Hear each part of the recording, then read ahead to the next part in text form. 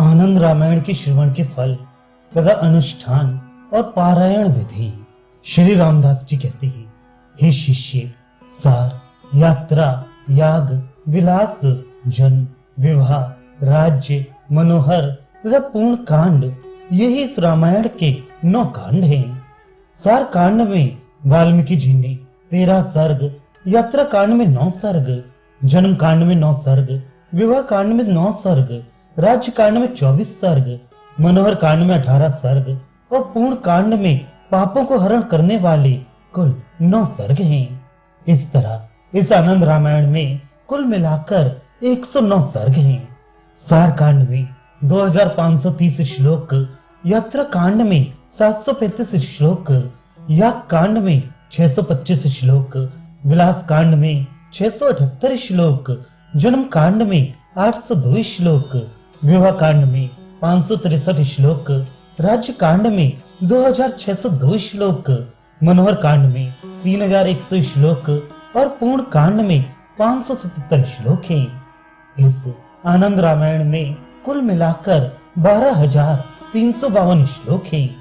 हे शिष्य, तुमने हमसे जैसा पूछा, मैंने रामचंद्र जी को प्रसन्न करने और पापों को नष्ट करने वाले रामचरित्र को कह सुनाया। ये पूर्ण कांड पुण्य को बढ़ाता है। सार कांड के सुनने से प्राणी इस संसार से मुक्त हो जाता है। यात्रा कांड का श्रवण करने से प्राणी सब तीर्थों की यात्रा का पुण्य प्राप्त करता है। याग कांड के सुनने से प्राणी यज्ञों के करने का फल पाता है और विलास कांड के सुनने से स्वर्ग के अप्सराओं के साथ आनंद करता है। जन्म कांड का श्रवण करने से प्राणी संसति पाता है और विवाह कांड सुनने से सुंदर स्त्री मिलती है। राज्य कांड के सुनने से संसार का राज्य प्राप्त होता है। मनोहर कांड को सुनने से अपनी इच्छित कामना पूर्ण होती है और इस पूर्ण कांड को सुनने से प्राणी साक्षात विष्णु भगवान का पूर्ण पद पाता है। जो प्राणी समस्त आनंद रामायण सुन लेता है, वह सच्चिदानंद स्वरूप भगवान में लीन हो जाता है। जो लोग ये रामायण सुने, उन्हें इसका उद्यापन भी करना चाहिए। रामायण सुन लेने के बाद श्रोता सुनाने वाले को एक ऐसा स्वर्ण रथ दे जिसमें 4 घोड़े जुते हों और ऊपर रेशमी पताका फहरा रही हो। उसमें विविध प्रकार के यंत्र लगे हों और किंकड़े आदि की मीठी ध्वनि निकल रही हो। इसके बाद एक दुधारू गौ दे। इसके पश्चात 108 ब्राह्मणों को भोजन कराए। ऐसा करने पर यह महाकाव्य पूर्ण फलदायी होता है। इसमें किसी प्रकार का संदेह नहीं करना चाहिए। जिसमें भगवान का निवास हो, उसे रामायण कहते हैं। जो प्राणी सवेरे उठकर इस आनंद रामायण का पाठ करता है, तो देवताओं को भी दुर्लभ उसकी कामनाएं पूर्ण होती हैं।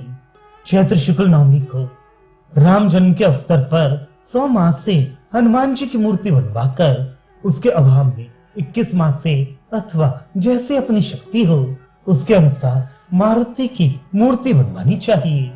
इसके अनंतर लिखाई देकर या अपने हाथ से ये ग्रंथ लिखकर इसमें विविध प्रकार के चित्र बनाए और अच्छी तरह संशोधन करे। फिर दक्षिणा के साथ इस रामायण को रेशमी कपड़े के टुकड़े में बांधकर हनुमान जी के कंधे पर रखे। फिर दोपहर के समय इसकी कथा कहने वाले विविध शास्त्रों के ज्ञाता की पूजा करे। उसे अच्छे अच्छे कपड़े पहनाए और वे हनुमान जी की प्रतिमा तथा पुस्तक उस ब्राह्मण को दान दे दे। इस तरह दान करने का जो फल होता है, वह मैं तुमको बतलाता हूँ। सूर्य ग्रहण लगने पर कुरुक्षेत्र में 1 करोड़ भार स्वर्ण दान करने से जो फल प्राप्त होता है, उससे सैकड़ों गुना अधिक फल इस प्रकार आनंद रामायण का दान करने से प्राप्त होता है। ऐसा करने पर इस आनंद रामायण में जितने अक्षर हैं, उतने 1000 युग तक प्राणी वैकुंठ लोक में आनंद करता है।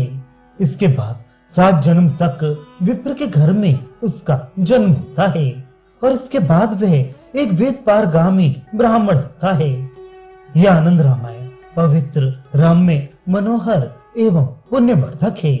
जो लोग इसका श्रवण करते हैं, वे अपने पुत्र, पौत्र तथा मित्रों से कभी भी वियुक्त नहीं होते। जो इस रामायण को भक्ति पूर्वक सुनते हैं वे अपनी स्त्रियों से कभी भी वियुक्त नहीं होते। जो स्त्रियां इस रामायण का श्रवण करती हैं वे लक्ष्मी की तरह सुखी रहती हुई कभी भी अपने अपने पति से वियुक्त नहीं होती। यदि किसी के घर वाले किसी गांव देशांतर अथवा तीर्थ यात्रा को गए हों तो उन्हें कुशल पूर्वक लौटाने के लिए इस आनंद रामायण का पाठ करना चाहिए। जिनका अपने किसी भावी कार्य की विशेष चिंता हो और उसे शीघ्र पूर्ण करना चाहते हो तो वे प्रयत्न पूर्वक इस आनंद रामायण का पाठ करें। पहले रोज केवल एक कांड, दूसरे रोज पहला और दूसरा इन 2 कांडों का पाठ करें। तीसरे दिन पहला, दूसरा और तीसरा इन तीनों कांडों का इस क्रम से बढ़ाता हुआ 9वें रोज 9 कांडों का पाठ करें। फिर 8वें रोज 8 कांड, 7वें दिन 7 कांड, 6ठे दिन 6 कांड, इस क्रम से घटाता हुआ 17 दिन में ये अनुष्ठान पूर्ण करे। ऐसा ना कर सके तो पहले रोज पहला, दूसरे दिन दूसरा, तीसरे दिन तीसरा, इस क्रम से 9 रोज में 9 कांड समाप्त करे। फिर 10वें रोज 8वां कांड, 11वें रोज 7वां कांड, इस क्रम से घटाता हुआ 17 दिनों में ये अनुष्ठान पूर्ण करे। अथवा प्रत्येक कांड में सर्ग वृद्धि के क्रम से पाठ करता हुआ 7 महीनों में अनुष्ठान पूर्ण करे। ऐसा भी न कर सके तो पहले रोज पहला सर्ग, दूसरे दिन दूसरा सर्ग, तीसरे दिन तीसरा सर्ग, इस क्रम से 109 दिनों में पूर्ण करके फिर उसी क्रम से घटाई। इस अनुष्ठान में भी 7 ही महीने का समय लगता है। इस अनुष्ठान को करने से एक कार्य की सिद्धि हो सकती है। अथवा पहले रोज पहला सर्ग, दूसरे दिन दूसरा, तीसरे दिन तीसरा, इस क्रम से पाठ करता हुआ 109वें दिन अंतिम सर्ग का पाठ करे। फिर 110वें दिन 108वां सर्ग, 111वें दिन 107वां सर्ग, इस क्रम से पाठ करता हुआ 7 महीने में इसे समाप्त करे। इस तरह मैंने अनुष्ठान के 5 भेद बताए। अनुष्ठान समाप्त हो जाने पर विधिवत हवन करना चाहिए। होम करते समय ब्राह्मणों के साथ बैठकर आनंद रामायण के एक एक श्लोक का उच्चारण करता हुआ खीर, फल अथवा नए अन्न से हवन करे।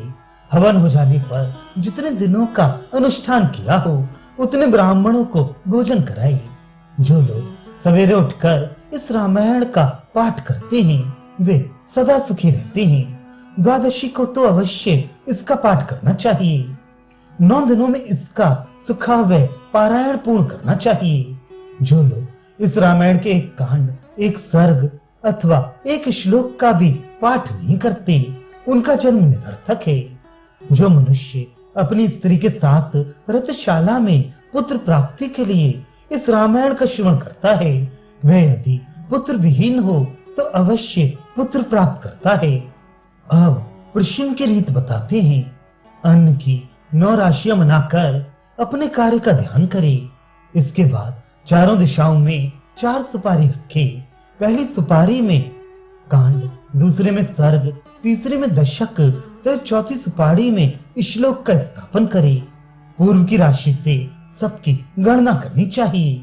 सब जगह जो अंतिम श्लोक निकले उससे विपरीत फल होता है। इस प्रकार लोगों को चाहिए कि शुभ अशुभ फल जानना हो तो इस शकुन से जान ले। हे शिष्य, तुमने हमसे जो कुछ पूछा वो सब हमने बतला दिया।